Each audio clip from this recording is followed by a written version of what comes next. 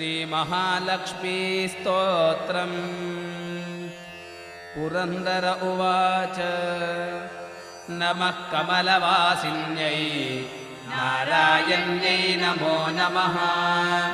कृष्णप्रियायै सततं महालक्ष्म्यै नमो नमः। पद्मपत्रेक्षणायै च पद्मास्यायै नमो नमः। पद्मासनायै पद्मिन्यै वैष्णव्यै च नमो नमः। सर्वसम्पत्स्वरूपिण्यै सर्वाराध्यै नमो नमः। हरिभक्तिप्रदात्र्यै च हर्षधात्र्यै नमो नमः।